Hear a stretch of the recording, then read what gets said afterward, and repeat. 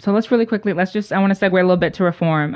It's a newer organization, like about a year or two old, but I think it's really important. And I'm sure people have also heard some background about, if you follow hip hop or follow culture, like what Meek Mill and Jay-Z are doing together to focus on criminal justice reform. And Van Jones was a very popular name, CNN contributor. So I joined Reform just a month ago. And Reform was started by artist and rapper Meek Mill because of his own battles with probation when he was violated for technical violations in 2017. He had a wrongful arrest back in 2009, I want to say, for gun and drug charges, and he popped a wheelie in a music video. This is over a decade later, and was found to have violated his probation, was sentenced to 2 to 4 years for popping a wheelie in a video. So that's sincere prison time. That's crazy. Yeah. I didn't know that's what that was for. Yeah. Probation revocations are no joke.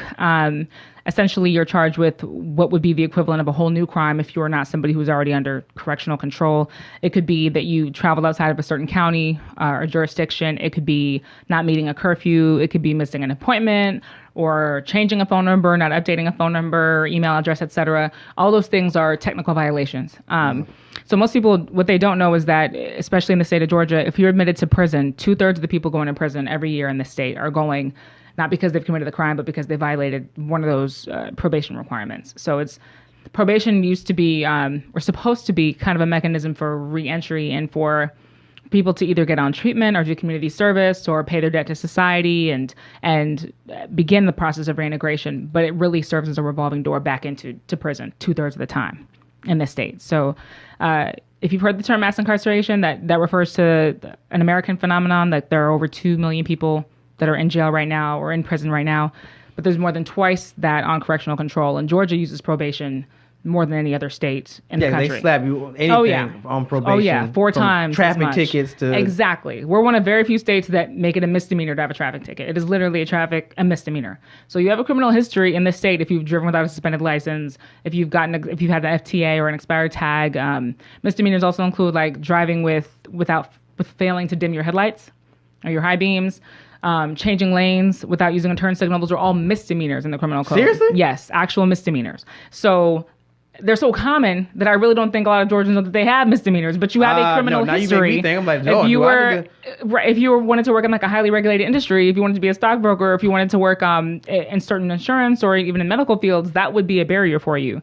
But if otherwise, you just haven't run into it. But yeah, you're a misdemeanant. Has somebody talked about this in legislation? This is obscene. They are, and it's also very expensive. Georgia also has a phenomenon called pay-only probation, which means that, say you do go to court for a traffic violation and you can't afford to pay that ticket, the judge can place you on probation, which essentially gives you time. It's like a payment plan, but you serve it on probation. So you pay probation fees, a supervision fee. You pay for a payment plan. I'm sure people are used to like fees for payment plans. But you're on a level of pay-only probation until you can pay that off. Oh my God, I think I've done that. Yeah, I'm sure. And it doubles. Sometimes it can double or triple what you owe. Probation can be anywhere from like $30 a month, $20 a month, $50 a month. This is obscene. It is. It's a real revenue generator for the state, but it means that 1 out of every 17 Georgians is on probation or parole. And nationwide, that's like 1 out of every like 55 or more people. Like we dang near everybody on probation or parole. Clearly that's what it sounds like. Yeah. So it's insane. It's something that reform wants to work to change, not just the number of people, but the sentences too. Like some people are on probation for 10 years, 15 years. Essentially what's happened so much in the state is that prosecutors have kind of considered themselves working with defendants by not putting them in jail, but by giving them a max, but they just serve it on probation. So like so often for a first offense, whether it's nonviolent, whether it's small or large, depending on how you view the offense, you will get that max time. In most jurisdictions in the state, it's just that you serve it on probation. Most people are very happy to be walking around out and, in some ways free rather than behind bars. And so they would gladly plea and gladly accept that plea. But yeah, they spend 10 years checking in and reporting with the probation officer and, abstaining from things that most of us completely take for granted, like being out past 11 or being out past 10 or... Okay, I think I actually did that. I know all the terms. You may have. You may have. And been on probation. And you may be a misdemeanor with a criminal history and I have no idea. But misdemeanor probation is a big revenue generator for the state for sure. Some people, your ticket could be 100 or 200 or 300. But depending on how long it takes you to come up with that, I mean, people don't have money like that. You could be paying that off for a year or more. I don't understand how we come up with these things. Especially if you know that people are living foot to mouth as is, and you slap them with a misdemeanor for something as minute as me switching lanes without turning my turning signal, which you would do all the time. All the time, yeah. Like, and in other places, we do consider it very minute. Even the court system, I believe, considers it to be a small thing. Okay, here, yes, it's a misdemeanor. Charge with that. They treat it like a small thing, but it's really not a small thing depending on where you want to go in your life and what you want to do. It's a huge thing.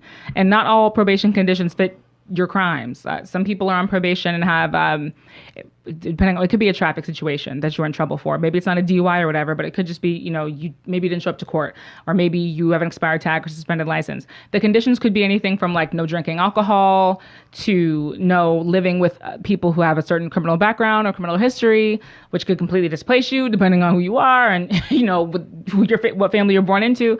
So there's a lot of repercussions to this, and how they catch people up on it is what keeps people going to jail, is because once you have violated probation, it's almost kind of like it's almost like starting back from zero. So like if it was considered by that judge to be lenient to put you on probation and not put you in jail, if you violate for some reason, and 10 years gives you a lot of time to violate, then you almost certainly get whatever the max would have been otherwise. It's a very bad thing to violate probation.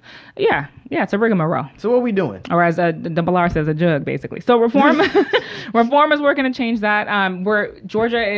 Pennsylvania is where it started. That's Meek Mill's place of birth.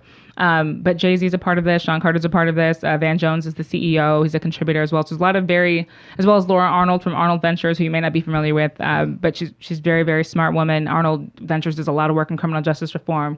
A lot of great people behind the group. What we want to do in Georgia is to do a couple things. We want to cap probation, right? Because we've even talked to even if you listen to the Department of Community Supervision, Commissioner Michael Nail, he will say that after 2 years, probation is almost useless. Like the returns begin to diminish. It is very difficult. If someone hasn't changed their life, or if someone hasn't, reintegrated in a period of a couple of years, they really are either going to go back anyway, or they're done. They don't need to be on it anymore, and we're just collecting fees. So we really want to cap probation, because statistically speaking, after 2 years, there's no reason for somebody to stay on probation.